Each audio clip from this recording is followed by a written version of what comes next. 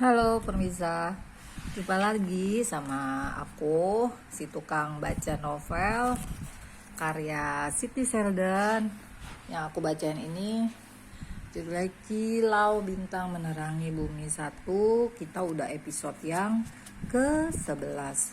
Pemirsa, kalau mau tahu episode yang sebelum-sebelumnya bisa udah diupload ya pemirsa.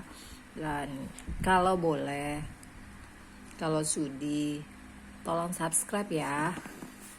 Semoga kisahnya dan suara aku layak untuk didengerin. Semoga terhibur. Oke, kita mulai aja. Kilau Bintang Menerangi Bumi, episode ke-11 C. Apa yang bisa saya bantu, Miss Cameron? Saya mendengar bahwa Manhattan Central Hospital akan dijual. Ia nampak terheran-heran. Dari mana Anda mendengarnya? Benarkah itu? Ia berusaha mengelak. Barangkali begitu. Saya mungkin tertarik untuk membelinya, kata Lara. Berapa harga yang Anda minta? Begini Nona, saya tidak mengenal Anda. Anda tidak bisa begitu saja muncul dan minta saya membicarakan transaksi $90 juta dengan Anda. Saya 90 juta? Lara merasa harga itu terlalu tinggi. Tapi ia menginginkan lokasi itu. Itu akan jadi permulaan yang mengasihkan. Kita bisa berbicara mengenai itu. Kita belum akan berbicara tentang apa-apa. Lara memberikan selembar uang $100 kepada Roger Burnham. Untuk apa ini? Saya minta waktu 48 jam untuk menutup transaksinya. Bukankah Anda juga belum mau mengumumkan bahwa bangunan itu akan dijual? Anda rugi apa? Kalau saya bisa memenuhi permintaan harga Anda, kemauan Anda terpenuhi. Saya sama sekali belum mengenal Anda. Telepon saja Mercantile Bank di Chicago. Minta bicara dengan Bob Vance. Dia presidennya. Ia menatap Lara lama sekali, menggelengkan kepalanya dan mengumumkan sesuatu yang menggunakan kata gila. Ya, soalnya Lara tuh masih muda ya pemirsa, cantik pula. Terus main real estate gimana gitu. Dia pikirnya. Oke, lanjut. Ia mencari sendiri nomor telepon bank itu di buku telepon. Lara duduk di sana sementara sekretarisnya menghubungkan bosnya itu dengan Bob Vance. Mr. Vance, ini Roger Burnham dari New York. Di sini ada seorang bernama Miss. Ia mengangkat wajahnya menatap Lara. Lara Cameron. Lara Cameron ada di sini. Ia berminat membeli properti kami di sini dan katanya ia kenal dengan Anda. Roger menyimak. Ia adalah begitu. Oh ya? Tidak, saya tidak menyadari itu. Baik. Setelah cukup lama ia berkata, terima kasih banyak. Roger meletakkan gagang telepon dan menatap Lara. Anda rupanya telah membuat kesan yang sangat baik ya di Chicago. Saya bermaksud untuk membuat kesan yang sangat baik juga di New York. Burnham memandang lembaran $100 itu. Harus saya apakan uang itu? Beli saja cerutu kubah. Jadi bisa Anda berikan option itu kalau saya setuju dengan harga yang Anda minta. Roger duduk di situ mengamatinya. Saya belum pernah begini, tapi baiklah, saya beri Anda 48 jam. Kita harus gerak cepat, kata Lara pada Keller. Kita punya 48 jam untuk mengusahakan pendanaannya. Kau sudah tahu kira-kira berapa? Garis besar saja $90 juta untuk propertinya dan kuperkirakan 200 juta lagi untuk merobohkan rumah sakit itu dan mendirikan bangunannya. Keller sedang menatapnya. Berarti $290 juta. Kau selalu cepat kalau menyangkut angka-angka. Keller tidak menanggapi itu. Lara, dari mana kita mendapatkan uang sebanyak itu? Kita akan meminjamnya, kata Lara. Seluruh jaminan asetku di Chicago akan cukup untuk properti baru ini. Tak akan ada masalah. Aduh, risikonya besar sekali. Ada 100 kemungkinan kesalahan dan kau akan mempertaruhkan semuanya yang kau miliki. Justru itu yang membuat menarik. kata Lara. Pertaruhan itu dan rasa puasnya kalau menang. Mengupayakan pendanaan di New York ternyata malahan lebih mudah daripada di Chicago. Iyalah, kan namanya dia udah berkibar ya pemirsa.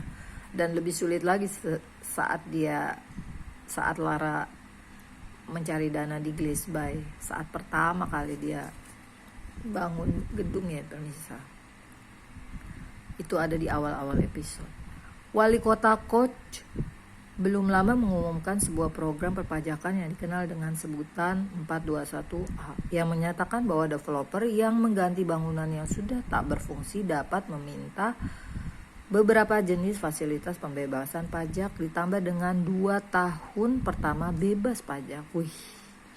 Ketika bank-bank serta lembaga-lembaga keuangan mengecek status keuangan Lara, mereka sangat bersedia untuk bertransaksi dengan dia. Sebelum jangka waktu 48 jam itu berakhir, Lara memasuki kantor Burnham dan memberikan kepadanya sebuah cek senilai $3 juta. Ini down payment atau untuk transaksi kita, kata Lara. Ini down payment untuk transaksi kita, kata Lara. Saya terima permintaan harga Anda. Ngomong-ngomong, yang $100 kemarin itu untuk Anda saja. Selama 6 bulan berikut, Keller berurusan dengan bank-bank untuk pendanaan dan Lara bekerja dengan para arsitek untuk perencanaan bangunan itu. Semua berjalan dengan lancar. Para arsitek dan kontraktor dan staf pemasaran bekerja tepat dengan jadwal. Proyek diawali dengan merobohkan bangunan lama itu, sedangkan pembangunan gedung barunya akan dimulai bulan April.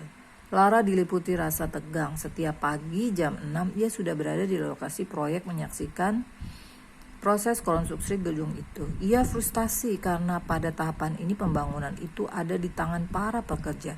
Tak ada apa-apa yang bisa dilakukannya, padahal ia sudah terbiasa untuk aktif. Ia lebih senang seandainya harus menangani setengah lusin proyek sekaligus.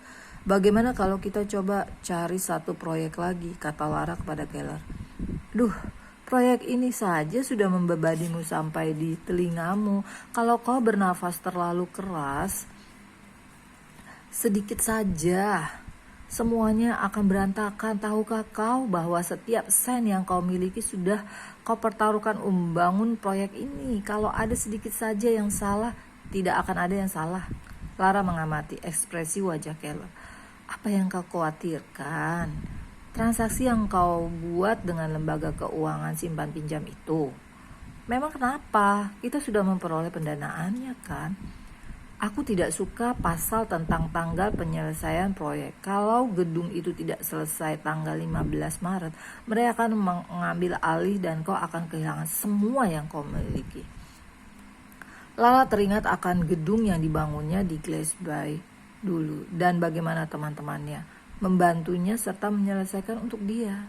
Tapi ini lain lagi. Jangan khawatir, katanya kepada Keller. Gedung itu akan selesai pada waktunya. Apa benar kita tidak bisa mencari satu proyek lagi? Lara sedang berbicara dengan staf marketing.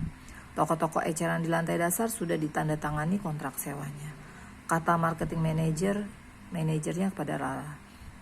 Dan lebih dari separuh total apartemennya sudah dipesan. Kami memperkirakan bahwa kami akan dapat menjual 3/4 dari seluruh kapasitas sebelum gedung selesai dibangun dan sisanya segera setelah gedung dibangun. Aku mau semua terjual sebelum gedung selesai dibangun, kata Lara. Tingkatkan iklannya. Baik. Keller memasuki ruang kantor itu.